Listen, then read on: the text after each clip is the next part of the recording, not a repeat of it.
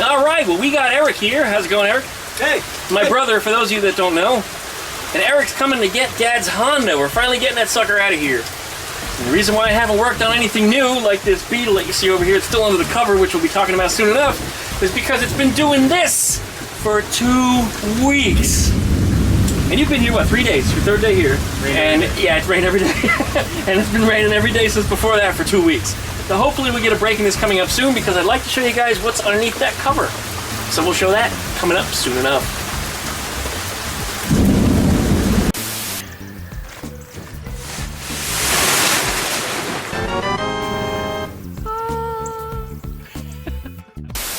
This is a 1972 flat windshield Super Beetle, just like the last two Super Beetles we demonstrated, the blue one and Rob's. They're all the same here.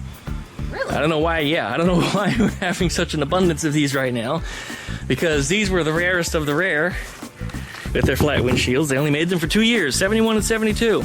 No, Duckman, there's no such thing as a flat windshield Super Beetle. They all had rounded goldfish bowl windshields. You're looking at it, guys. I mean, look. You think I'm stupid? Look, McPherson struts. Look at that. Huge trunk where the spare tire lays flat. Another strut. Oh, I've never seen one of those before. Yeah, you're right. There it is. Look at this. Oh my God. Flat windshield Super Beetle. Oh God, they don't exist. No, they don't exist. This somebody made this. Yeah, this is fake. Yeah. Fake news. Fake news. All right. Hop in there, open that door. Price is Right kind of shit. Well, we were so excited about recording this video on the first clear day that it's not raining that we actually forgot to record a proper introduction. So welcome back to DuckmanCycles and VW Garage. I'll be your host, the Duckman. And with me today we have my beautiful, talented assistant, but we all know she runs the show, B. McQueen. And this 1972 Super Beetle comes to us from my friend Robert. He's recently had a bit of bad luck and was rear-ended in his Honda, which totaled out his car, and it banged up his noggin just a little bit. How's your head? I don't see any dents. Well, I'm getting better, bro, but I'm not over there yet. Yeah, but just enough talk. There's no dents. That's good. Still round. We're trying to get his car back together for him as soon as possible, so he has some transportation while waiting on insurance payments. But like all old cars, this one comes with a backstory. This 1972 Super Beetle used to belong to Robert's grandfather, so it's very special to him and he would like to see it back together and running. This car was sitting in the same spot in his family's backyard up in Georgia for over 30 years, with both windows open just a few inches, which could possibly be why this car is as rust-free as it is.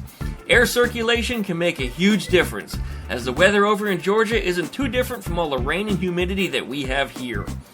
This car is also a semi-automatic, meaning it has a shifter, but no clutch. It also was equipped with air conditioning at some point, and it still has the remnants for it installed on this car. So Robert began the body separation by himself so that I could go straight to the repairs. It should be ready to go, just lift the body right off the chassis and I can get to work. The plan is to replace the rusted floors and patch up some of the random rust holes here and there, install some fresh brake lines, and replace the wiring harness. It's going to be a fun project. And you'll see updates on it right here on DuckmanCycles and VW Garage.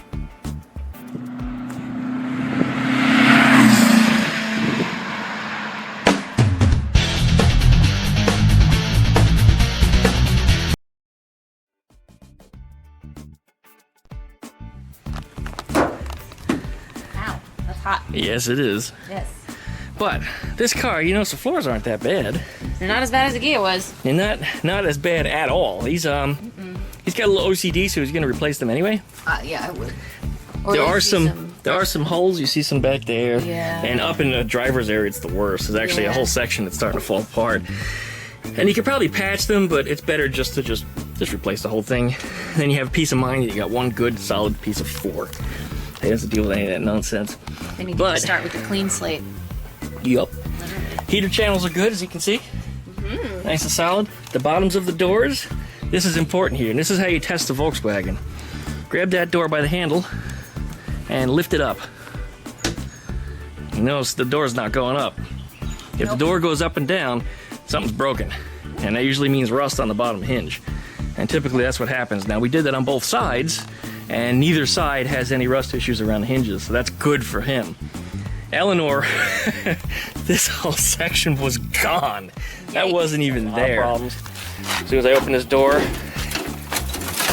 whole body's coming off. And on some of my other Beetles, the 73 that I used to have, that hinge actually cracked and I had to rebuild that area.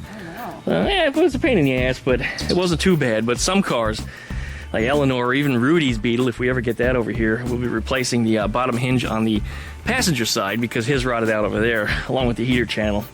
His driver's side's not nearly as bad, but that's what he's got. And the other problem that we have here is, come over here and push here with your thumb. Oh, I can feel it. Oh no. Yeah, there's rust underneath that. It's coming through from the inside. It's like a rotten piece of fruit. It's like a baby's head. Whoa, we went there.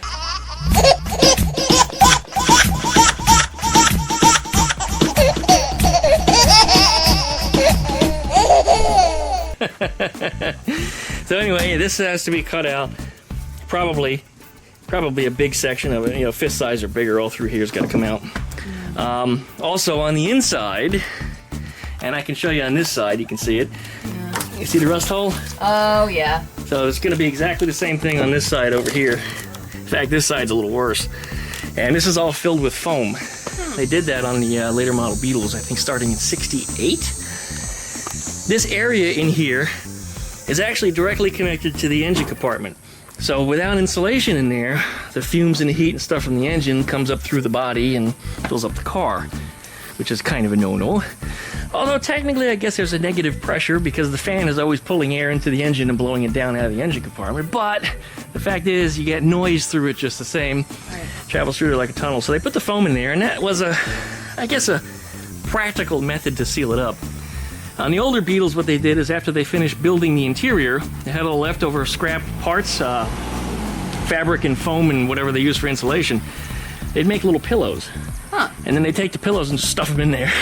Whatever works. And I guess it was effective enough, but nonetheless, it is an open section of the Beetle, and I have to decide what I want to do on Eleanor. Some of the donor parts that I put together on that car were not from a 56, so that I actually removed foam from a lot of things, so there's no insulation in there currently. But I'm thinking what I might do is I might just take like a Walmart bag, shove it up in the hole, and then fill it with foam. There you go. And then it should fit, and I can easily remove it, I suppose, if I needed to. So I can get in there and do something with it if need be. But, yeah, this is Robert's Beetle. This is a project that I should have started on 2 weeks ago, but due to the weather, I haven't been able to touch it. But the good news is the cover kept it dry. I mean, when I opened this thing up, there was no water inside of it at all, so... Excellent. That's it, yep. And he's got a ton of parts. He's got a new wiring harness he wants me to put in. He wants me to do brake lines. Thanks, guy. And the floor pans are standing up right there in the box. So I'll probably get started on this later today when the front yard's not in direct sunlight, because I can't do that in direct sunlight. So I'll probably start on about 3 o'clock, 4 o'clock, something like that. It's that time of year where it's either pouring or it's absolutely the temperature of the surface of the sun. Yeah. So in between. Yeah, and I burn like the Dickens, too. And Robert can relate to that also, because we're both a couple of white kids, but he's way whiter than I am. Oh, man. All right, well, there's Robert's Beetle. You merely adopted the sun. Yeah. You were born in it. Oh, look who's coming around to disturb us again. Hey, boy.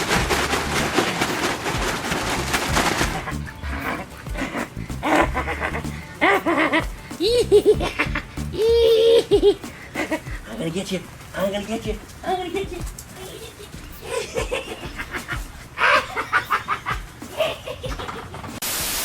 And the engine.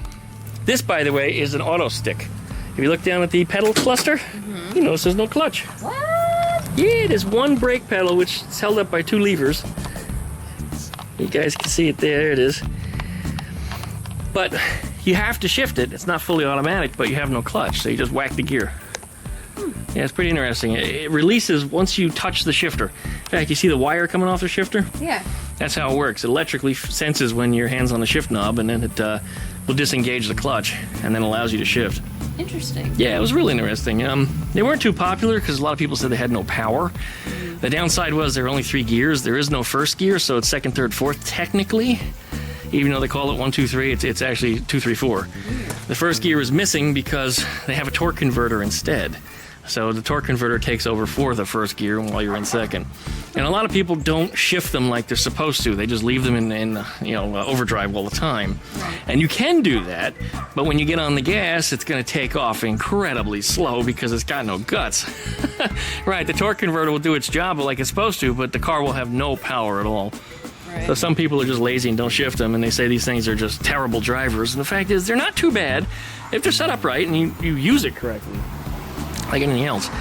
There's also some rust in the engine compartment area. This is what you experience, and you should find very familiar. Look at the lip for the seal. Oh, yep. Almost You see how gone. it's just about gone. So we're going to peel off the rest of it. And he's going to get a Mexican seal that goes around this outside. And then on the inside here, we're going to use a foam bus seal the same way as you did on your Kia. So it's going to be easier just to strip that all out and remove it. And I see his deck lid also needs some work, but I think he's just going to replace that. It gets easier than trying to fix that. Those things are... I've got a ton of them. You know who else does? Deck lid Don. Deck lid Don's got them. Can confirm the bus seals are far easier. Oh yeah, bus seal's much easier, and it's just... especially when it comes down to rotten, rusty parts, you don't have to replace all that. Instead, you just slip the seal in and you're done. Yeah, look at the video and watch me struggle. That's it. There it is. Well, thanks always for watching, guys. Licky, likey, comment, and subscribe. Plug the dingle belly so you get updates every time we upload a video. Check out DougShit.net for all my different social media links. And we'll be working on this 72 Super Beetle coming up very, very soon. And probably as soon as this week, you'll start seeing videos of it. So thanks for watching. We'll see you next time. Overheating just like the chrome on my Gia. It's not even chrome. I know.